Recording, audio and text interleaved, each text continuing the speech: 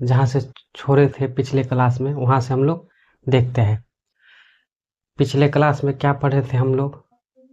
तो संतुलित रासायनिक समीकरण, असंतुलित रासायनिक समीकरण, रासायनिक समीकरण, ये सब क्या करते हैं हम लोग देखे थे पिछले क्लास में। अब उसके बाद समीकरण को किस तरह संतुलित किया जाता है वो सब देखे। अब देखिए उससे आगे क्या है। रासायनिक समीकरण से प्राप्त होने वाली सूचनाएं क्या है? रासायनिक समीकरण से प्राप्त होने वाली सूचनाएं मतलब जो रासायनिक समीकरण है उसमें अभिक्रिया के दौरान क्या क्या होता है, किस चीज का निर्माण होता है, ये और उत्पाद में क्या परिवर्तन होता है, अभिकारक में क्या सब होते हैं, वो उस सब के बारे में जानकारी है दे रहा है इसमें। देखिए यह अभिकारकों क्या है? अभिकारकों, अच्छा अभिकारकों के बारे में बोल रहा है। तो अभिकारक क्या किसे बोलते हैं? अभिकारक तो रासायनिक अभिक्रिया में भाग लेने वाले पदार्थ को क्या बोलते हैं? अभिकारक। जैसे यहाँ पर एक समीकरण दिया हुआ है तो इन दोनों को क्या बोलेंगे हम? अभिकारक। एवं प्रतिफल, प्रतिफल जो उत्पाद के रूप में हम लोगों को प्राप्त होता है। संकेतों या सूत्र की जानकारी देता है। प्रतिफल और अभिकारक क्या करता है? हम लोग को जानकारी देता है, संकेत और सूत्र की जानकारी देता है। ये संकेत है, ये भी हाइड्रोजन, ये नाइट्रोजन संकेत है। ये देखिए अमोनिया, ये क्या है? अमोनिया का सूत्र हो गया। अब दूसरा नंबर देखिए, यह बताता है कि अभिक्रिया में कौन कौन से पदार्थ भाग लेते हैं। क्या बोल रहा है? जो यह बोल रहा है जो अभिक्रिया में कौन कौन से पदार्थ भाग ले रहे हैं और अभिक्रिया के फलस्वरूप कौन कौन से पदार्थों का निर्माण हो रहा है। रासायनिक समीकरण के बारे में बोल रहा है जो यह कौन कौन से अभिकारक में भाग ले रहा है पदार्थ, उसके बाद उत्पाद के रूप में क्या बन रहा है वही बोल रहा है। उसके बाद देखिए यहाँ मतलब अभिक्रिया के फलस्वरूप जब अभिक्रिया करेगा ये और ये क्या, नाइट्रोजन और हाइड्रोजन, तो कौन कौन से पदार्थ निर्माण होगा? तो अमोनिया निर्माण हुआ यहाँ पर। अब देखिए 3 नंबर में, यह अभिक्रिया में भाग लेने वाले अभिकारकों क्या है? अभिकारकों के परमाणुओं एवं अणुओं की अपेक्षिक संख्याओं की जानकारी देता है। किस चीज का जानकारी देता है? तो अभिकारक और प्रतिफल में जो परमाणु संख्या होता है उसका जानकारी देता है।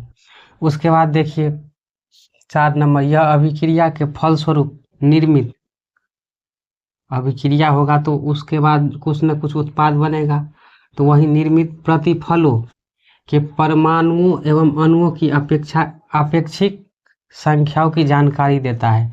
मतलब अभिक्रिया के दौरान जो बनेगा प्रतिफल उसका क्या, परमाणु और अणु दोनों का जानकारी देगा। उसके बाद यह अभिकारकों और प्रतिफलों के मोलों, देखिए ध्यान से, मोलों के अनुपात की जानकारी देता है। किस चीज का जानकारी देता है? और मोल का जानकारी देता है। यह अभिकारकों और प्रतिफलों के द्रव्यमान, किसका? द्रव्यमान का अनुपात बताता है। उसके बाद यह गैसीय अभिकारकों क्या है? गैसीय अभिकारकों प्रतिफलों के अपेक्षिक आयतन की जानकारी देता है। तो रासायनिक समीकरण से प्राप्त होने वाली सूचना क्या है? अभिकारक और प्रतिफल का जो पदार्थ का जो परमाणु संख्या है और उसका अनुसूत्र है उनके बारे में जानकारी देता है। उसके बाद मोल के बारे में जानकारी देता है, द्रव्यमान के बारे में जानकारी देता है, गैसीय अभिकारकों और प्रतिफल के अपेक्षिक आयतन के बारे में जानकारी देता है। इन सब के बारे में जानकारी देता है रासायनिक समीकरण। अब देखिए यहाँ पर क्या है, देखिए यहाँ पर नाइट्रोजन कितना है? यहाँ पर 2 है। फिर यहाँ पर हाइड्रोजन कितना है? 6, क्योंकि यहाँ पर 2 हाइड्रोजन है और 2 से क्या किया है? 3 से मल्टीप्लाई किया है, तो 3 दूनी 6 परमाणु हो गया। यहाँ पर देखिए नाइट्रोजन कितना हो गया? 2 हो गया। हाइड्रोजन कितना हो जाएगा? 6। तो एक तरह से देखा जाए तो ये संतुलित है, संतुलित रासायनिक समीकरण भी है। यहाँ भी नाइट्रोजन 2, यहाँ भी नाइट्रोजन 2, यहाँ हाइड्रोजन 6, यहाँ पर हाइड्रोजन 6। अब देखिए नाइट्रोजन 1 मोल और हाइड्रोजन 3 मोल के साथ अभिक्रिया करके क्या बनाता है, अमोनिया बनाता है। ध्यान से देखिए, नाइट्रोजन कितने मोल, 1 मोल, और हाइड्रोजन 3 मोल के साथ अभिक्रिया करके किस चीज़ का निर्माण करता है अमोनिया का। अमोनिया का क्या करता है, वो निर्माण करता है। अब देखिए इसका जो है कितने ग्राम के साथ, तो 28 ग्राम के साथ, और ये हाइड्रोजन 6 ग्राम के साथ अभिक्रिया करके अमोनिया कितना ग्राम बनाएगा, 34 ग्राम बनाएगा। उसके बाद एक आयतन, यहाँ पर 3 आयतन, कितना बनाएगा, 2 आयतन। तो इस तरह से हम लोग को जानकारी देता है रासायनिक समीकरण अभिक्रिया में होने वाले सूचनाओं को। तो ये समझ गए। तो रासायनिक समीकरण से होने वाली जो अभिक्रिया है उसमें उसका जो सूचना देता है, क्या देता है, ये जो है 6 जो बोर्ड पे लिखा, ये हमारा सूचना होगा। क्या क्या सूचना है, अभिकार को प्रतिफल का संकेत सूत्र, उसके बाद पदार्थ में भाग लेने वाले, मतलब कौन सा पदार्थ अभिक्रिया में भाग ले रहा है, उसके बाद अभिकारक और परमाणुओं के अणु की अपेक्षिक संख्या, मतलब अणु और परमाणु की कितनी संख्या है। उसके बाद निर्मित प्रतिफल के परमाणु एवं अणुओं की अपेक्षिक, मतलब जो प्रतिफल यहाँ पर प्राप्त हुआ है उत्पाद के रूप में, उसमें कितना परमाणु है, अणु है। उसके बाद यह अभिकारक प्रतिफल के मोल के बारे में जानकारी देता है, फिर द्रव्यमान के बारे में जानकारी देता है, फिर आयतन के बारे में जानकारी देता है। इन सब के बारे में हम लोगों को रासायनिक समीकरण जानकारी देता है। अब देखिए आगे क्या है, इससे आगे देखिए रासायनिक समीकरण के लाभ क्या है, रासायनिक समीकरण के उपयोग से लाभ बोल रहा है। रासायनिक समीकरण का उपयोग करके हम लोग को क्या क्या लाभ होगा। तो देखिए सबसे पहले फर्स्ट नंबर में क्या है, किसी भी रासायनिक अभिक्रिया का समीकरण के रूप में निरूपित आसान होता है। इससे समय की, क्या बोला, इससे समय की बचत होती है तथा लिखने के लिए कागज पर कम स्थान की क्या होता है, जरूरत पड़ता है, आवश्यकता पड़ता है।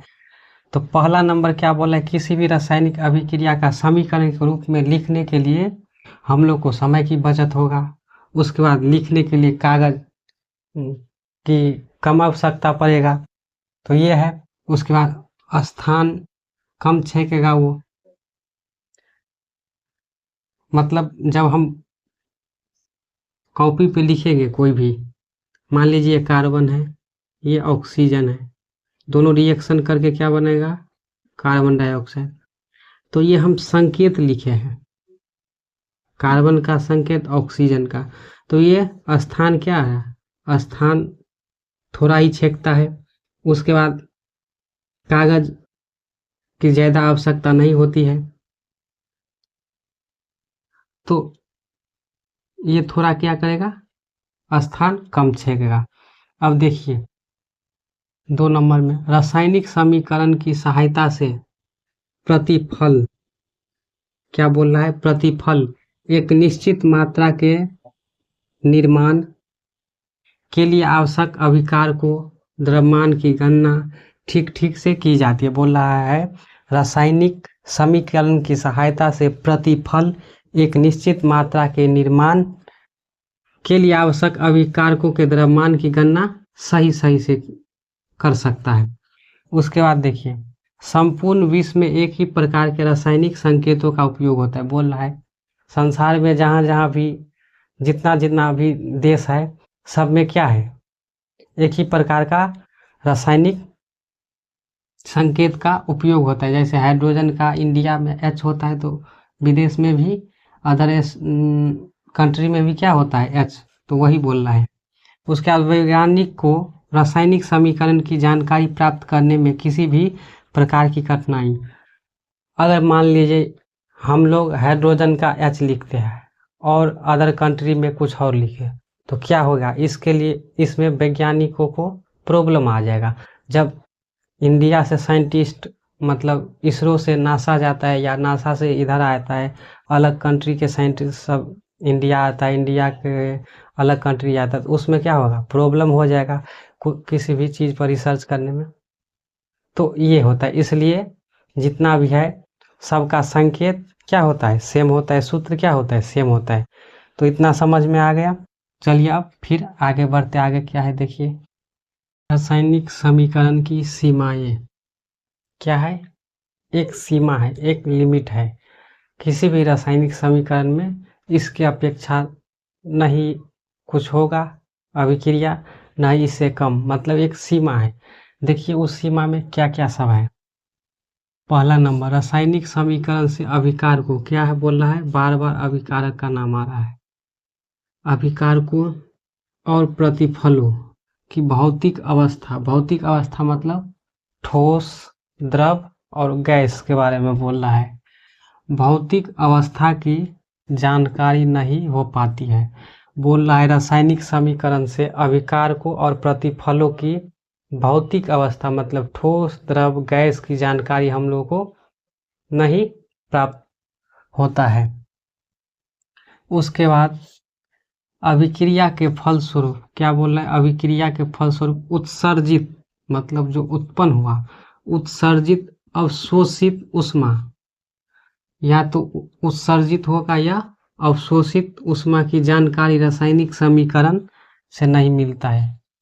क्या नहीं मिलता है, तो अवशोषित ऊष्मा और उत्सर्जित, या दूसरे शब्द में हम बोल सकते हैं रासायनिक समीकरण की जानकारी नहीं देता है। रासायनिक समीकरण यह जानकारी नहीं देता है कि अभिक्रिया ऊष्मा छेपी है या ऊष्मा शोषी, मतलब रासायनिक समीकरण हम लोग को यह नहीं जानकारी देता है कि जो अभिक्रिया हो रहा है वह ऊष्मा छेपी है या ऊष्मा शोषी है।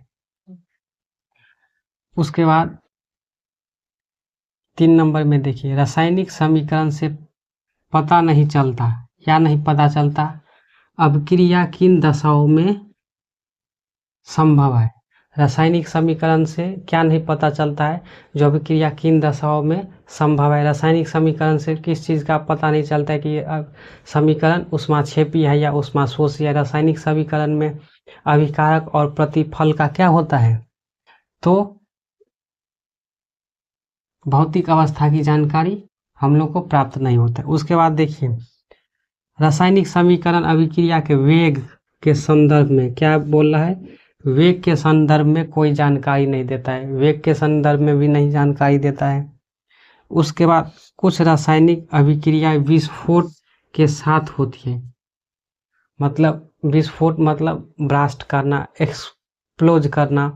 तो कुछ रासायनिक अभिक्रिया ऐसा है जो क्या होता है, वो विस्फोट कर जाता है, विस्फोट के साथ अभिक्रिया होता है। जैसे या उसके बाद देखिए क्या है, परंतु रासायनिक समीकरण से इस बात की कोई जानकारी नहीं होती है।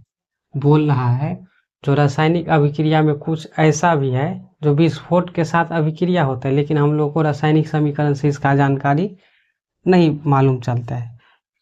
लास्ट में है, समीकरण यह भी जानकारी नहीं देता है कि अभिक्रिया में अभिकारकों की वस्तुतः कितनी, क्या बोल रहा है, कितनी मात्रा है, मात्रा का बात हो रहा है, क्वांटिटी, कितनी मात्राएं खर्च, क्या बोल रहा है, खर्च तथा प्रतिफल की कितनी मात्राओं का निर्माण होता है।